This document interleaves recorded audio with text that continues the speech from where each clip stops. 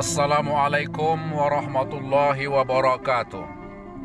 Alhamdulillah, wassalatu wassalamu ala rasulillah alladzi la nabiyya ba'dah. Saudara-saudara generasi milenial, mahasiswa milenial, alhamdulillah kini kita sedang berada di kota Medan, tepatnya di Tugu Adipura, tahun 2013. Insyaallah ke depan kota Medan semakin lebih baik dan kembali mendapatkan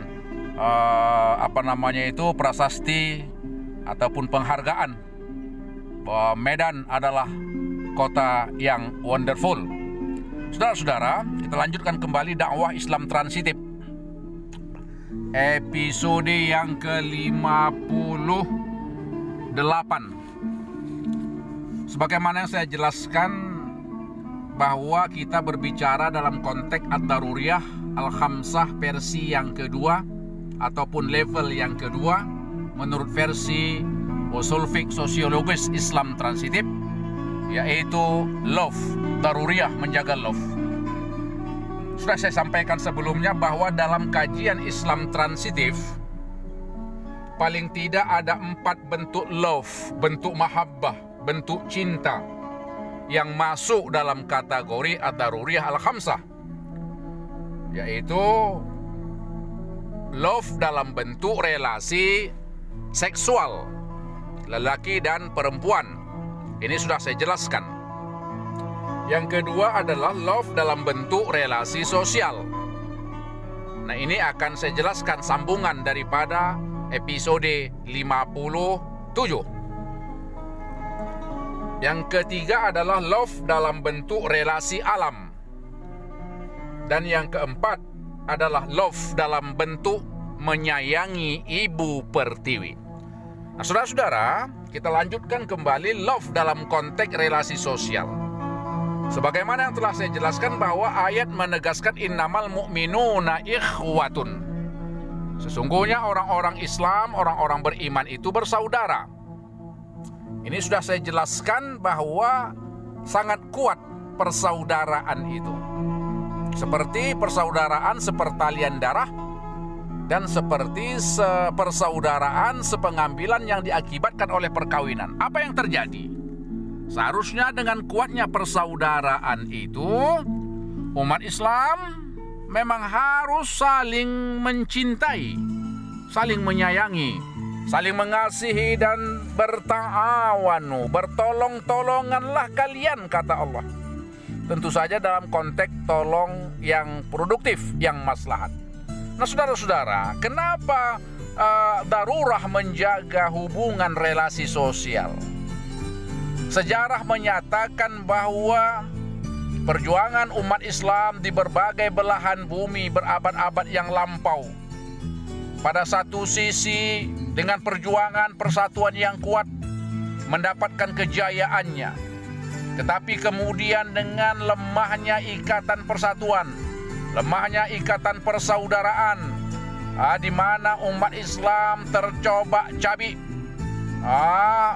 jatuh dalam berbagai bentuk faksi-faksi, kelompok-kelompok, di mana kelompok-kelompok kepentingan itu bisa jadi dalam konteks politik, bisa jadi diklaim atas nama kepentingan kelompok keagamaan, sehingga memunculkan keterpecahan, memunculkan kelompok-kelompok yang tersegregasi antara satu dengan yang lain.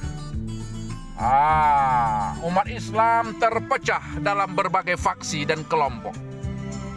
Ketika terpecah, itu sudah naluriah dalam diri manusia bahwa kelompok itu apabila terjadi perpecahan atau konflik, maka antara satu kelompok dan kelompok lainnya akan sulit terjadi relasi hubungan persaudaraan dan kasih sayang. Hari ini umat Islam, baik di persada ini, kita melihat antara satu dengan yang lain saling mengkafirkan, takfiri, saling menyalahkan, menganggap kelompok yang paling benar. Itu juga terjadi tidak hanya dalam konteks kelompok-kelompok pergerakan sosial, politik, tetapi juga sampai kepada ranah keagamaan. Satu kelompok umat, masyarakat atau kelompok pengajian, kelompok keagamaan dengan tegas berani mengklaim bahwa mereka yang paling benar, sementara kelompok yang lain adalah salah dan kafir.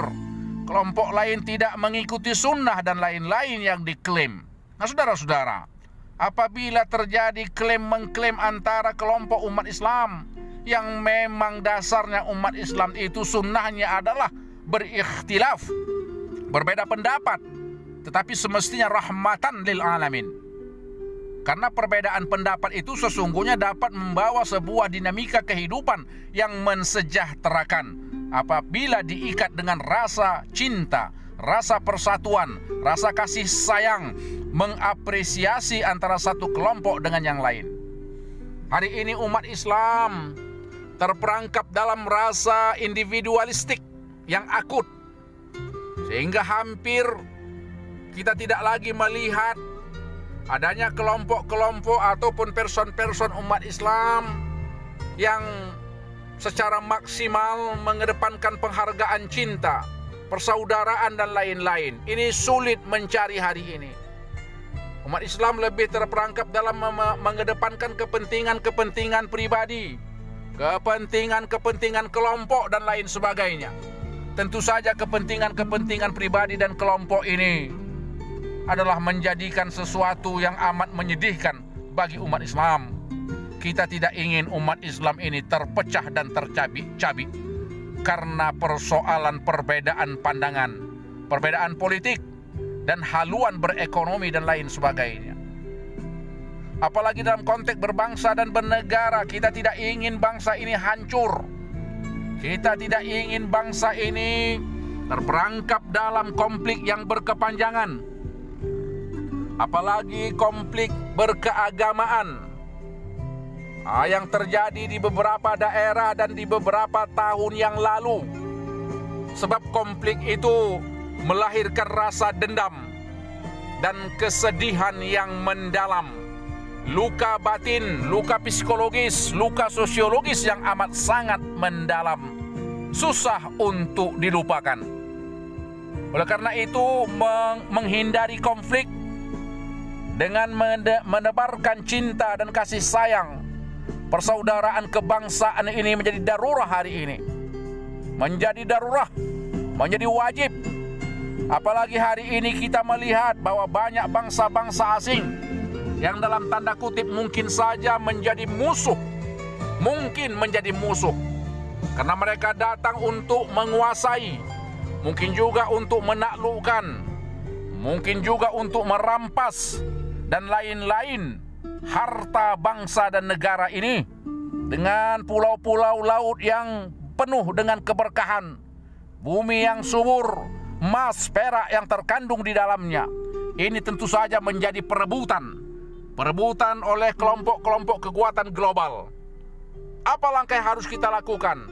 Tidak lain dan tidak bukan menurut Islam transitif. Mari kita perkuat langkah-langkah persaudaraan, langkah-langkah cinta, memperkuat kasih sayang bermasyarakat, berbangsa dan bernegara. Bagaimana caranya? Salah satu cara yang amat mudah adalah mari kita menghargai orang lain. Mari kita mengapresiasi orang lain. Mari kita berpikir dan merasakan. Jika misalnya ini, jika sesuatu itu dilakukan kepada kita adalah yang tidak mengenakkan, tidak membahagiakan, maka jangan lakukan itu kepada orang lain. Saya ulangi caranya. Jika sesuatu itu dilakukan oleh orang lain kepada kita dan kita merasa itu tidak enak, tidak bahagia, dan tidak menyenangkan, maka hal itu jangan pula kita lakukan kepada orang lain. Dan sebaliknya, Jika kita merasa sesuatu itu dilakukan kepada kita adalah yang menyenangkan, membahagiakan, maka lakukan pula lah hal itu kepada orang lain. Misalnya, ini contoh yang konkret. Jika kita merasa senang diberi informasi yang positif dalam rangka untuk mengembangkan misalnya ekonomi. Ini dalam situasi COVID misalnya. Mungkin kita berjualan. Kita menjual, katakanlah menjual kue bolu.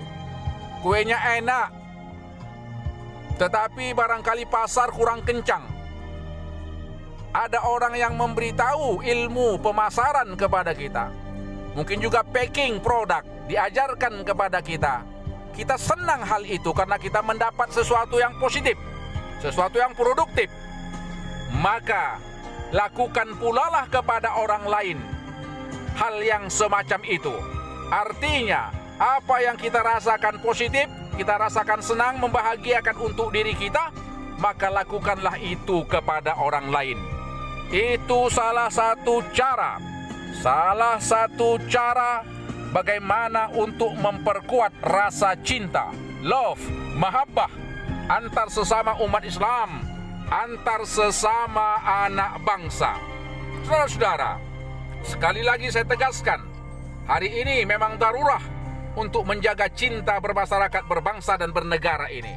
Artinya sesama anak bangsa kita harus mengedepankan cinta kebangsaan, cinta kemasyarakatan. Kita dulukan nilai-nilai kasih sayang, nilai-nilai kasih sayang kemanusiaan, nilai-nilai apresiasi kemanusiaan. Cinta dalam konteks rasa bersaudara setanah air sebangsa inilah yang dulunya mempersatukan para pejuang kita untuk memperjuangkan, mendapatkan sekaligus mempertahankan kemerdekaan Indonesia ini.